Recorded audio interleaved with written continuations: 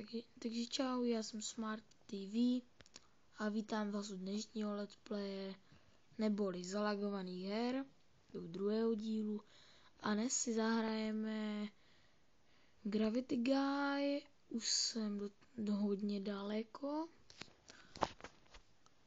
no jako už jsem hodně daleko, to jo, ale pak už mě to moc nejde, takže my to zkusíme udělat spolu. Tato hra se mi moc líbí. Určitě bych jí dal 4 z 5 hvězdiček.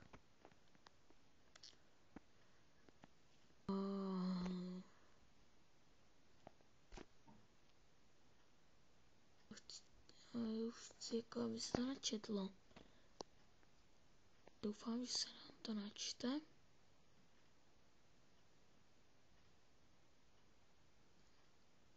Doufáme. Načte se nám to za chvilinku. Jinak vlogy by teďka měly vycházet pravidelnějc. Zítra by mohl vyjít jeden. A dneska ještě zalagované hry.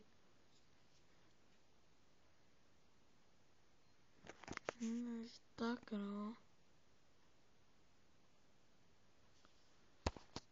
My už si budeme hrát. Už mám 53 223 skóre. Teď se nám trošku seklo.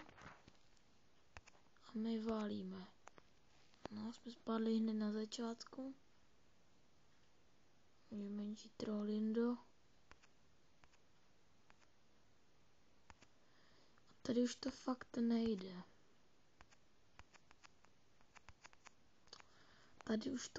nejde. Ale tento level bych chtěl s vámi udělat.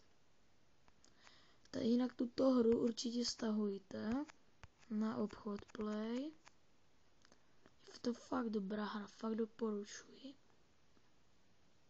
Je to taková postřehová hra. Prostě musíte skákat tady přes překážky. A pak tady máte různé checkpointy, kde se vždycky spawnete. Tam pak máte slow motion a takový štít. Slow motion je zpomalení a ten štít vás brání před takovým chlapečkem, který běží za váma. A jen to zapla, hned jsem umrl. Trál.